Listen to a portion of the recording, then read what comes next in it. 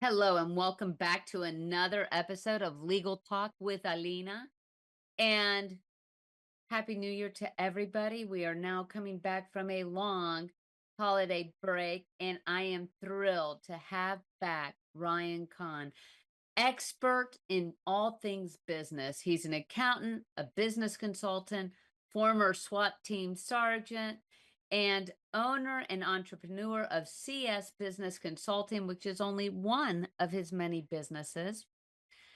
So, Ryan is the guy that you go to not only for team leadership building and creating your own business, but also to ensure that one of the things that I love this subject, so I may geek out a little bit, Ryan, is the succession planning. So, Ryan, welcome. I hope you and your family had a wonderful holiday and Happy New Year. Thank you very much. We were very blessed over the holidays, and Happy New Year to you. I'm excited to be back. This is a passionate topic for me. Well, I have to tell you, this really segues perfectly into my, role as an attorney with estate planning because I see so often um people dealing with not only in death, but also when a parent becomes incapacitated and that parent is either an owner, a sole owner, or a partner in a business, and the family is left with what do we do? Because there's nothing in place. So, can you tell our audience the importance of succession planning as a business owner, whether it's a solopreneur or a partnership or multiple owners? Absolutely. Succession planning really is critical to success as an owner or partner in a company, especially for that long term. In fact, a lot of people, when you think about the business or corporate aspect of it, would say that a good succession plan is the definition of long term success. Succession planning allows you to create your legacy and then pass it down. Or if your legacy is to just exit and be bought out and live off, rest on your laurels and your income at that point, succession planning is what's going to do that. And there are a ton of pitfalls, more than just pitfalls in trying to navigate succession planning. The number one error is not having planning at all.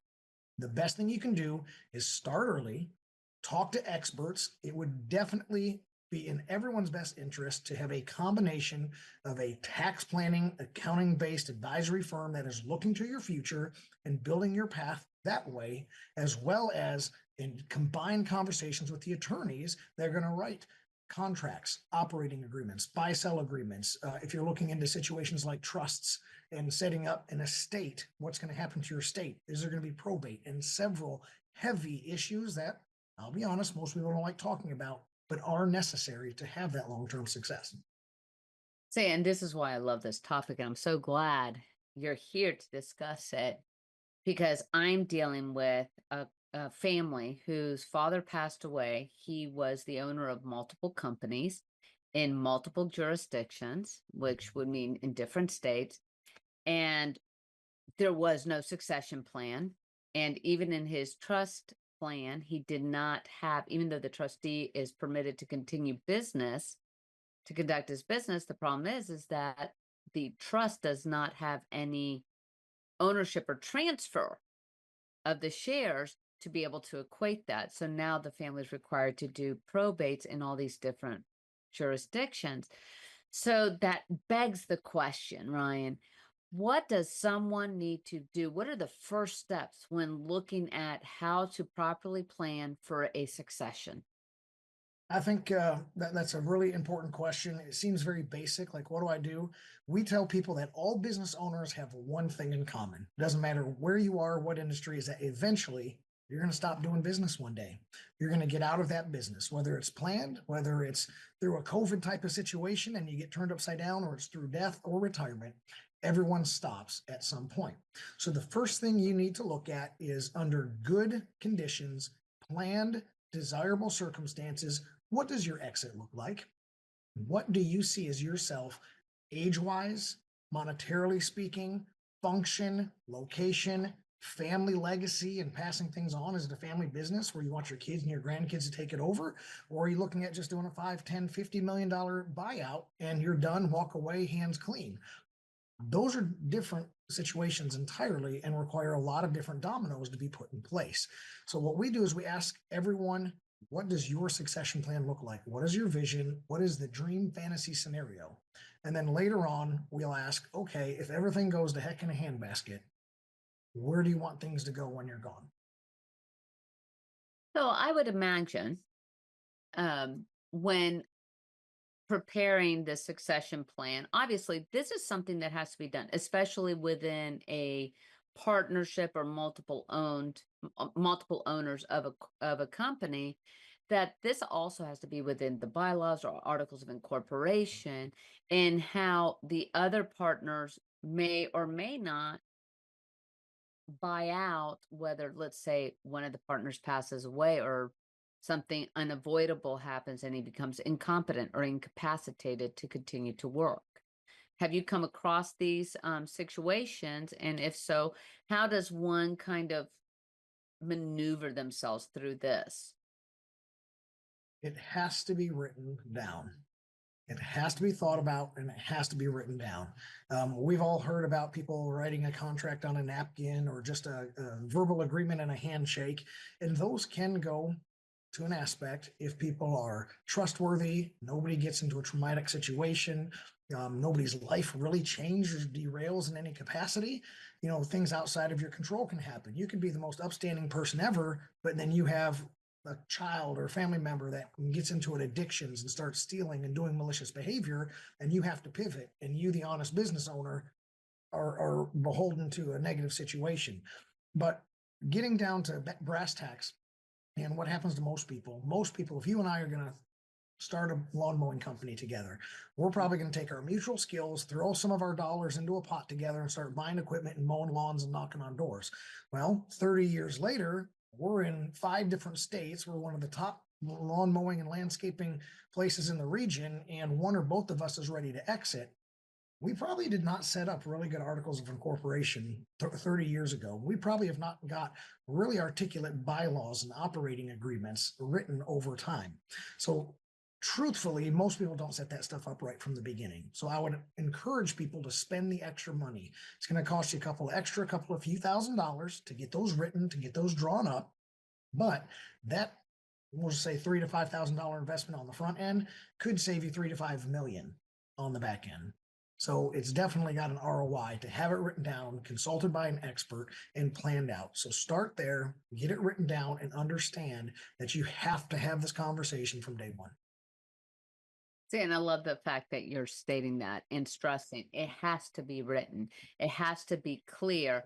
And I'm one of those attorneys that I truly believe that the best way of speaking or explaining something is in just basic language. It doesn't have to be the big 25-cent words or whatever you call, the big pontification of words and stuff. It just needs to be simple. It needs to be direct and linear in many ways to avoid those pitfalls, like, say, family members now holding the bag going, fighting for who's in control or what they can do. Um, so let's just say I'm going to throw a scenario.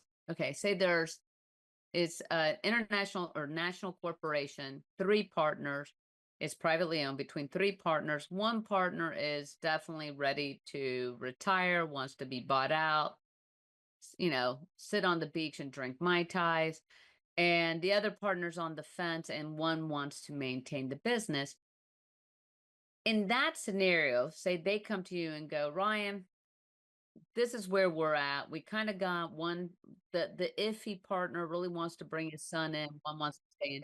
How would you counsel them in that to ensure that there is a smooth transition to allow the one partner to go on to the beach while also then bringing in maybe the next generation of ownership?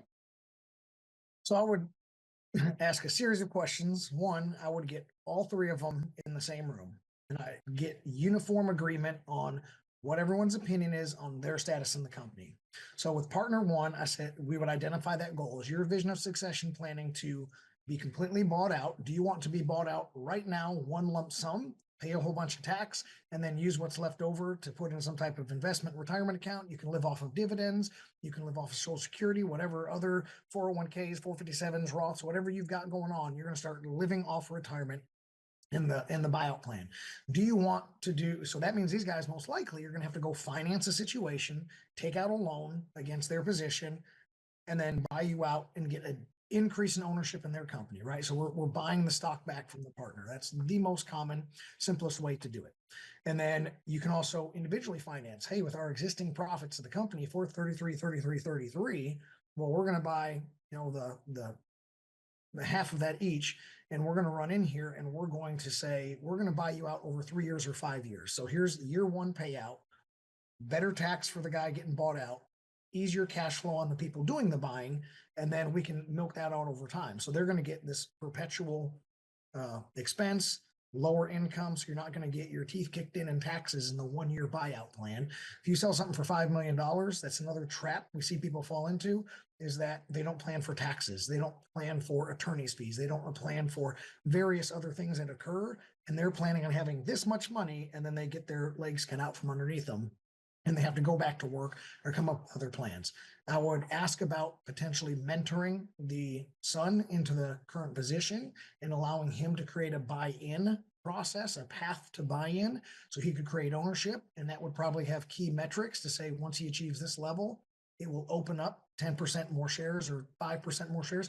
Once he reaches this level, he can open 5 more shares. So it's easier on the young guy who doesn't have a bunch of money, and it's easier on the old guys to monitor process and say, well, this isn't working out. You're only a 5% shareholder at this point, and we can back out safely. And then, of course, the guy that wants to stay, let him run, let him work, let him grind it out. Yeah, and I love that. So we're going to take a quick commercial break, and then we're going to get into more legal uh, issues regarding entrepreneurship. Thank you, Ryan. Tune right back in with more on Ryan's expertise and entrepreneurial success.